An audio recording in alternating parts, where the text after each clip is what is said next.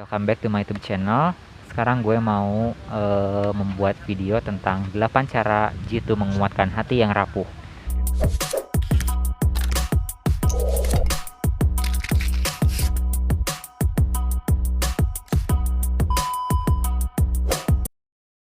Amazing!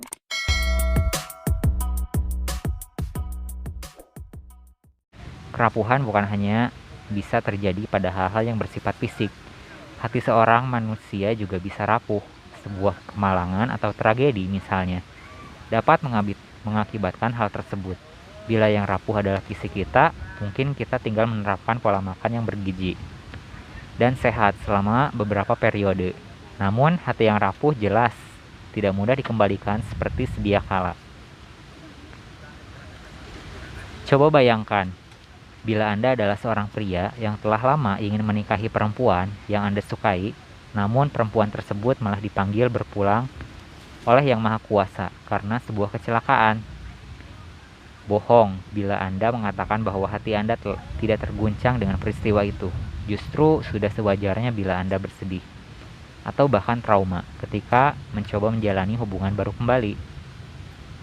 Akan tetapi, membiarkan kerapuhan itu begitu saja bukanlah hal yang bijak. Kesedihan Anda, rasakan bagaimanapun, juga bisa menggerogoti Anda. Anda bisa berakhir sangat depresi dengan kehidupan yang berantakan. Pada akhirnya, satu-satunya pilihan yang paling bijak adalah meneruskan kehidupan. Nah, untuk membantu Anda, berikut ini ada 8 cara menguatkan hati yang rapuh. Yang pertama, curhat pada orang yang tepat. Curhat atau curahan hati adalah sebuah aktivitas menyampaikan segala yang Anda rasakan, yang Anda pikirkan kepada orang lain. Aktivitas ini akan membuat hati Anda lebih lega, sebab karena curhat, sebagian beban Anda yang Anda rasakan akan lepas.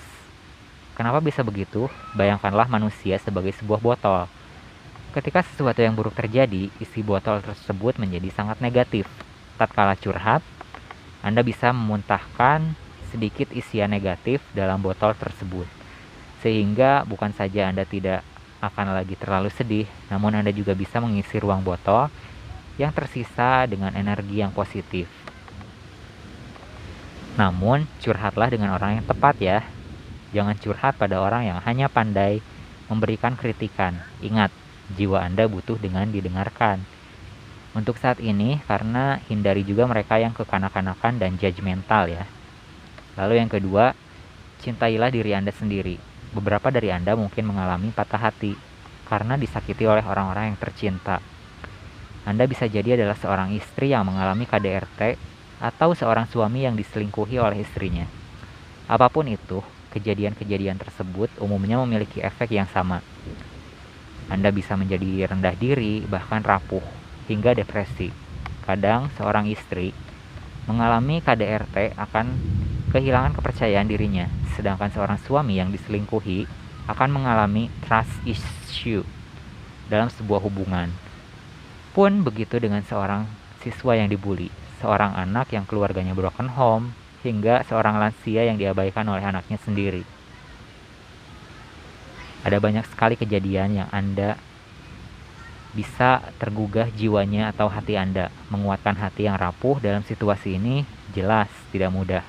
Namun, salah satu cara yang paling efektif ketika menghadapi rasa inferior tersebut adalah dengan mencintai diri Anda sendiri. Janganlah menyalahkan diri Anda atas kesalahan orang lain. Jangan juga terobsesi mencari validasi orang. Cintailah diri Anda sendiri. Isilah hidup Anda dengan berbagai kegiatan yang menyenangkan. Stop terlalu memperdulikan mereka yang hanya menyakiti Anda. Yang ketiga, move on. Anda tidak bisa mengubah masa lalu, namun Anda adalah penentu masa depan diri sendiri. Jadi, jangan terus-menerus terjerat dalam peristiwa yang tidak mengenakan di masa lampau. Lihatlah dunia ini, lensa yang realistis, kemudian kehidupan di muka bumi ini bukanlah kehidupan surgawi. Setiap manusia akan mengalami cobaan selama hidupnya, namun jam terus berdetak. Tidak memperdulikan cobaan-cobaan tersebut, karenanya Anda perlu belajar move on. Anda perlu mengikhlaskan masa lalu. Dengan demikian, orang-orang di sekitar Anda pun tidak akan ikut tertekan dengan kondisi Anda. Yang keempat, berliburlah. Kalau hati Anda sedang teramat rapuh, Anda mungkin butuh sebuah eskapisme. Anda perlu menjalani suasana yang baru dengan orang-orang yang baru. Oleh karena itu, berlibur menjadi saran yang cukup efektif untuk menguatkan hati yang rapuh. Ambillah cuti di kantor Anda, atau bila masih pelajar, berliburlah bersama keluarga saat tidak masuk sekolah ya. Cari kegiatan yang menyenangkan bisa mengalihkan perhatian Anda. Momen yang menyenangkan seperti ini akan membuat hati Anda lebih kuat. Karena dibanjiri kesenangan, efeknya mungkin tidak permanen. Anda hanya akan merasakan kebahagiaan sesaat, namun setidaknya sudah memberikan sedikit suntikan tawa untuk diri sendiri. Lalu yang kelima, bersyukur. Banyaknya orang dengan hati yang rapuh cenderung memandang segala sesuatu dengan cara teramat pesimis. Coba saja bandingkan diri Anda yang rapuh dengan kawan yang tegar. Bila sudah terjadi sebuah musibah, Anda mungkin langsung tertekan dan merasa bahwa dunia ini tidak adil. Namun lihat kawan Anda, meski ia sedih, namun ia tetap mengucapkan syukur. Ia bersyukur bahwa musibah itu tidak sampai merenggut jiwanya, dan ia pun bersyukur karena sedikit hartanya masih bisa diselamatkan. Sikap mudah bersyukur merupakan mekanisme efektif ketika kita mengalami kejadian yang tidak menyenangkan. Dengan sikap ini, Anda bukan tidak akan merasa kesedihan yang terlalu dalam, namun juga kesiapan menjalani hari esok. Yang keenam, jauhi lingkungan yang toksik. Lingkungan yang toksik ini adalah lingkungan yang bisa menyebabkan beban mental bertambah. Oleh sebab itu, apabila hati Anda sedang begitu rapuh, jauhilah lingkungan seperti ini. Contoh saja lingkungan keluarga yang suka membanding-bandingkan. Beberapa om dan tante Anda mungkin sering mengolok-olok keponakan yang tidak sukses dan belum menikah. Meskipun mereka masih saudara, namun sebaiknya batasi kontak Anda dengan mereka, sebab kondisi jiwa Anda bisa semakin tertekan loh. Lagi pula, saudara-saudara Anda tersebut juga belum tentu mau membantu secara nyata.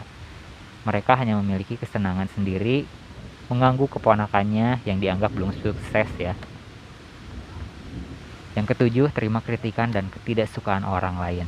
Selama Anda hidup di dunia ini, Anda akan mengalami banyak hal yang mungkin akan menyentil ego Anda sendiri.